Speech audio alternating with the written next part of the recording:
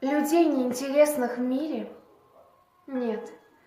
Их судьбы, как истории планет. У каждой все особое, свое. И нет планет, похожих на нее. И если кто-то незаметно жил и с этой незаметностью дружил, он интересен был среди людей, самой неинтересностью своей. У каждого свой тайный, личный мир. Есть в мире этом самый лучший миг, есть в мире этом самый худший час. Но это все неведомо для нас.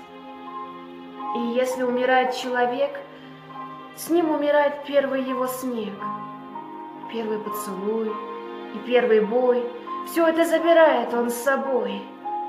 Да, остаются книги и мосты, машины и художников холсты. Да, многому остаться суждено, но что-то ведь уходит все равно.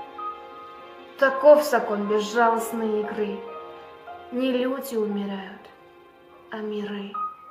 Людей мы помним, грешных и земных.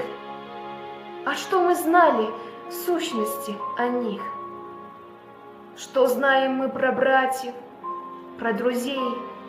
Что знаем о единственной своей? И про отца родного своего? Мы, зная все, не знаем ничего. Уходят люди, их не возвратить, их тайные миры не возродить. И каждый раз мне хочется опять от этой невозвратности кричать.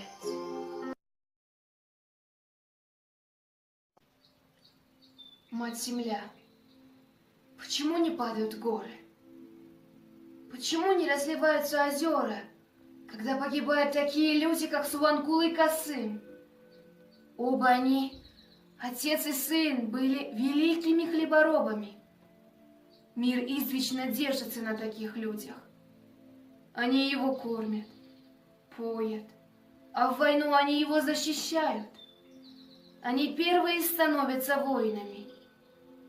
Если бы не война, сколько бы еще дел сделали Субанкул и Касым, сколько людей одарили они плодами своего труда, сколько еще полей засеяли бы, сколько еще зерна намолотили бы. Скажи мне, Мать-Земля, скажи правду, могут ли люди жить без войны? Земля родная, самых лучших тружеников твоих, самых лучших мастеров убивает война, а я не согласна с этим, всей жизнью своей не согласна.